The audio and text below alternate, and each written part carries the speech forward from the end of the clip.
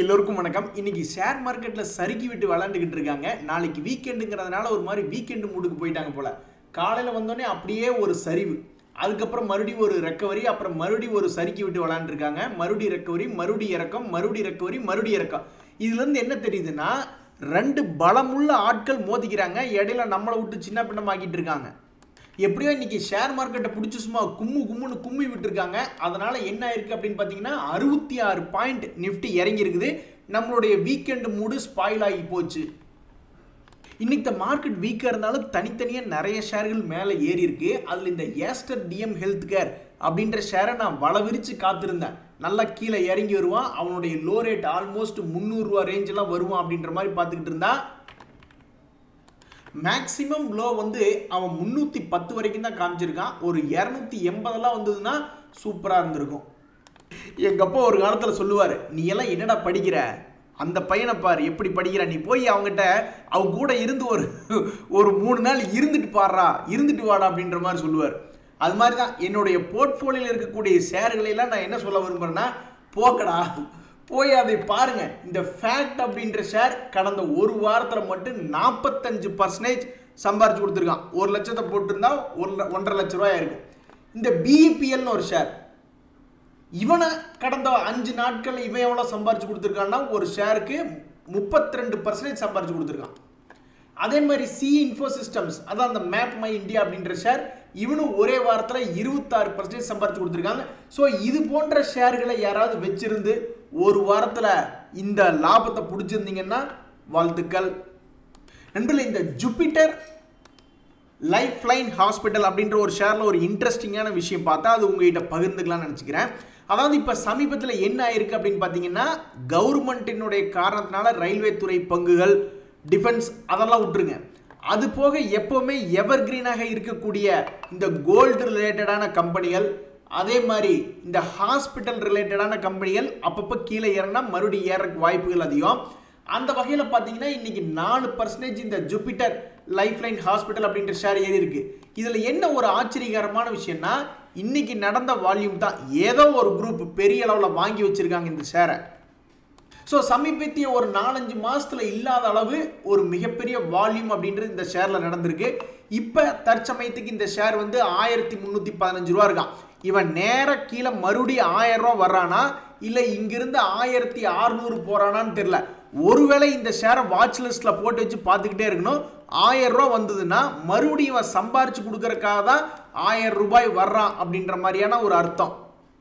நண்பர்களே, இப்போ நம்ம 4 முக்கியமான நியூஸில் பார்க்க போகிறோம். அதில் இந்த ரெயில்டெல் அப்படின்ற கம்பெனியெல்லாம் வந்து இன்னைக்கு ஆல்மோஸ்ட் 10% மேலே ஏறியிருக்கான். அதுலேயும் இந்த 1 இயர் பீரியட் எடுத்து பார்த்தீங்கன்னாலும் சரி, லைஃப் ஹை எடுத்து பார்த்தீங்கன்னாலும் சரி, அவன் இருக்கிறதுலே ஒரு ஹையஸ்ட் ரேஞ்ச் அப்படின்றது இன்னைக்கு வந்து ட்ரேட் ஆகிட்டு இருக்கான். சமீபத்தில் இந்த ஹையஸ்ட் ரேஞ்ச் வர்றதும் கொஞ்சம் டவுன் வர்றதும் இவனுக்கு காலகாலமாக நடந்துட்டு இருக்கு. இருந்தாலும் இதை யோசிச்சு பாருங்களேன், ஒரு ஃபோக்கஸில் இருக்கக்கூடிய ஒரு செக்டரில் போய் நம்ம கை வச்சோம்னா, ஒருவேளை இருக்கிறதுலே 5 வருஷத்தினுடைய உச்சாணி கொம்பில் நம்ம போய் வாங்கினா கூட நம்மளுடைய தவறுகள் மன்னிக்கப்பட்டு மறுபடியும் ஏதாவது ஒரு வாய்ப்பு அப்படின்றது கொடுக்குறான். ஸோ என்றைக்குமே நீங்கள் ஒரு ஃபோக்கஸில் இருக்கக்கூடிய செக்டராக பார்த்து நீங்களும் ஃபோக்கஸ் பண்ணிங்கன்னா, நீங்கள் ஒரு வேளை மார்க்கெட் கீழே இறங்கும்போது நஷ்டம் வந்தாலும் திரும்பி ஏறும்பொழுது நீங்கள் சீக்கிரம் ஜெயிச்சு வந்துடலாம். நான் அப்போவே வீட்டம்மாகிட்ட சொன்னேன், அட கோல்டு வந்து இறங்கி கிடக்குது, கோல்டில் இன்வெஸ்ட்மெண்ட் பண்ணுறியா இல்லை ஸ்டாக்ல இன்வெஸ்ட்மெண்ட் பண்ணுறியா அப்படின்ட்டு. நான் கம்மல் தான் எடுப்பேன்னு சொல்லிட்டு ஒரு பவுனுக்கு ஒரு 50,000 ரூபாய்க்கு ஒரு கம்மல் எடுத்துகிட்டு வந்துட்டு இன்றைக்கி ஓரளவு கோல்டு விலை சமீபத்தை விட இப்போ ரேட் ஏறிடுச்சுன்னு ஒரே சந்தோஷப்பட்டு இருக்காங்க. இருந்தாலும் நான் வீட்டம்மா வம்புக்கு இழுக்கணும்னு இந்த விஷயத்தை அவங்களுக்கு சொல்ல போகிறேன். அதாவது கோல்டில் போடுறத விட கோல்டு கம்பெனியில் போட்டால் அதே கால அளவில் இது ஏறினது வெறும் ஒரு 3% 2%, 50,000 ரூபாய்க்கு ஒரு 1000 ரூபாய்ன்னு லாபம் வச்சுங்க.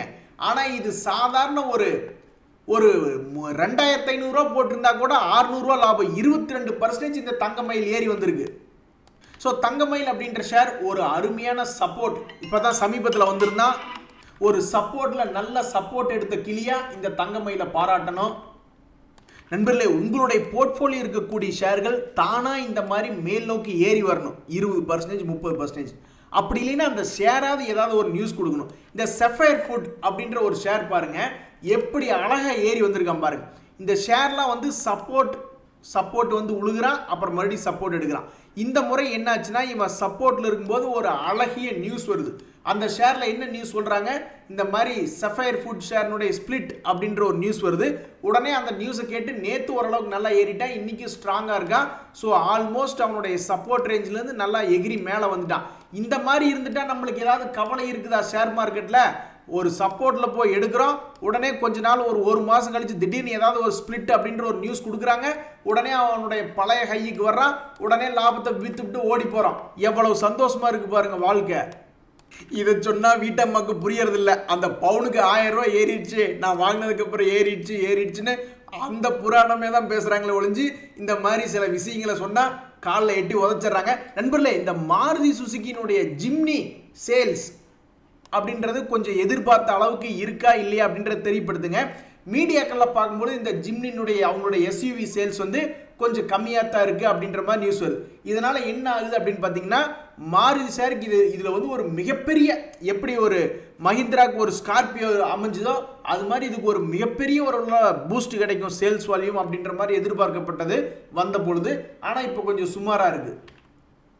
அதனால் அந்த ஷேருக்கு ஏதாவது பாதிப்பா அப்படின்ற மாதிரி பார்க்க வேணும். இங்கே பாருங்க நண்பர்களே, நம்மளுக்கு காசு சம்பாதிக்கிறதுக்கு எப்படி வழிகள் கிடைச்சிக்கிட்டே இருக்குன்னு. இப்போதான் இன்னைக்கு இந்த 2 ஐபிஓக்கள் க்ளோஸ் ஆகுது. அக்மி ஃபின்ட்ரேடும் D development engineers IPO 2 close ஆகுது. ரெண்டுமே நல்ல ஐபிஓக்கள் தான். ஏன்னா கிரே மார்க்கெட் ப்ரீமியம் ஓரளவுக்கு ப்ராஃபிட்டாக தான் லிஸ்ட் ஆகும் அப்படின்ற மாதிரி காட்டுது. இவனுக்கு இன்னைக்கு முடியும் பொழுது இன்னொரு ஐபிஓ அப்படியே ஓப்பன் ஆகுது பாருங்க, ஸ்டான்லி லைஃப் ஸ்டைல். யார் இந்த ஸ்டான்லி ஐபிஓ? இவங்கனால நம்மளுக்கு ஏதாவது பணம் சம்பாதிக்கக்கூடிய வாய்ப்பு கிடைக்குது அப்படின்னா வர்றாங்க. இவங்க விடுற ரேட் என்னன்னு பார்த்தீங்கன்னா 369 ரூபா. அதுக்கு அப்ளை பண்ணாதான் நம்மளுக்கு கிடைக்கும். ஸோ கட் ஆஃப் ப்ரைஸ் பார்த்தா அடைக்கணும். ஸோ இன்னைக்கு ஓப்பன் ஆகக்கூடிய இந்த ஐபிஓ க்ளோஸ் ஆகிறது வரக்கூடிய செவ்வாய்க்கிழமை ஜூன் 25. இதில் என்ன ஒரு சுவாரஸ்யமான விஷயம்னா, இந்த மாதிரியான ஒரு செக்டர் நம்ம சமீபத்தில் பார்க்கல.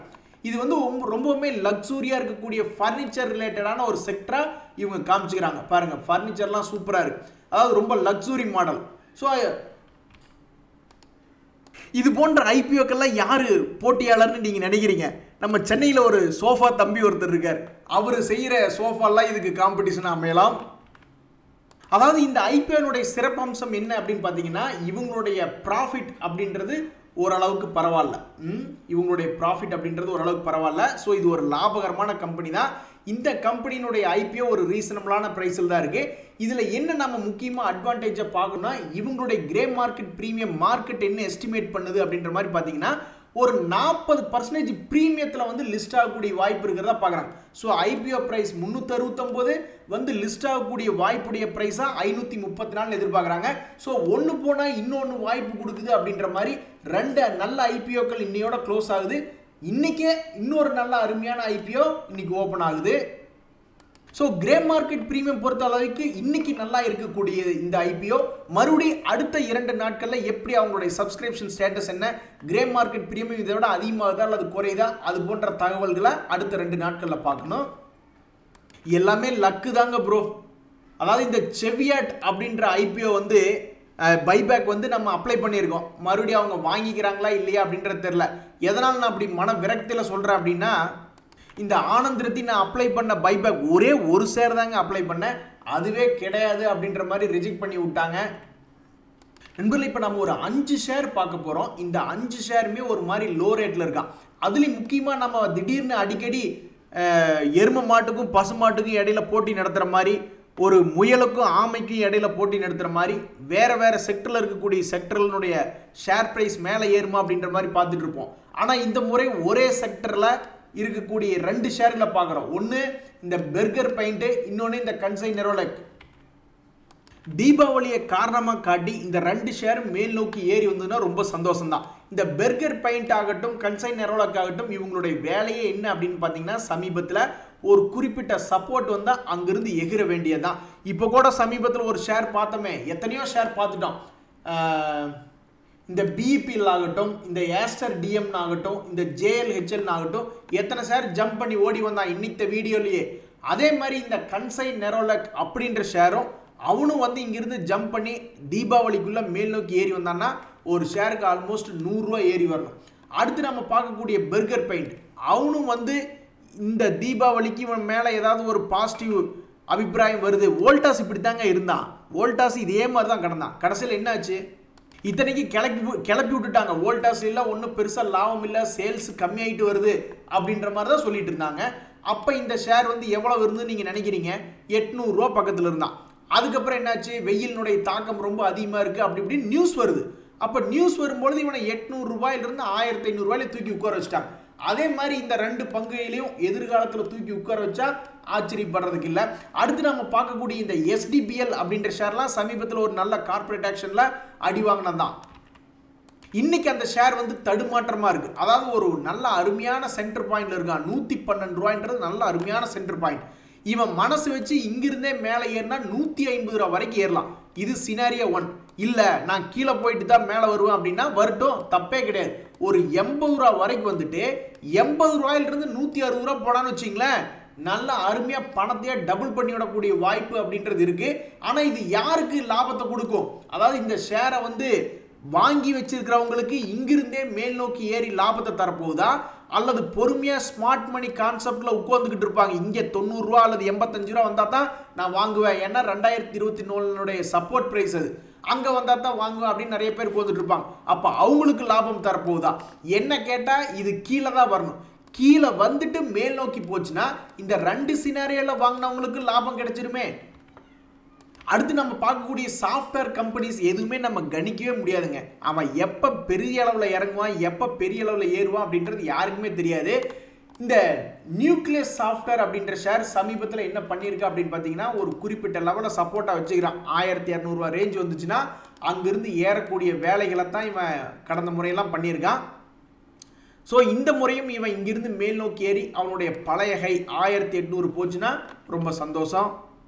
நண்பர்களே, ஒரு 3 முக்கியமான நியூஸ் இருக்குது. இந்த BEPL அப்படின்ற ஷேர் வந்து ஓரளவுக்கு நல்ல டிவிடெண்ட் கொடுக்கக்கூடிய பங்கு தான். இந்த வாரத்தில் கூட பார்த்தீங்களா 20% மேலே லாபம் அப்படின்றது பண்ணி கொடுத்துருக்கா.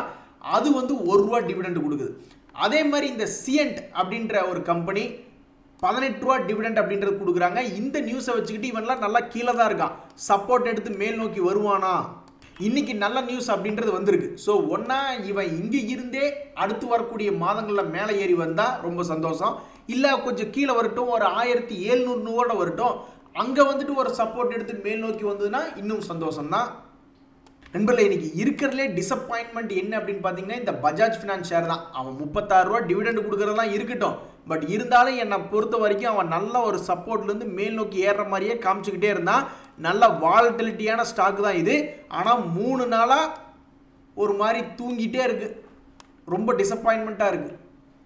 போட்டாம் பாருங்க நண்பர்களே, வெடிய இந்த பஞ்சாப் நேஷனல் பேங்க் அப்படின்னு ஒரு ஷேர் 1.5 ரூபா டிவிடெண்ட் கொடுக்குறாங்க.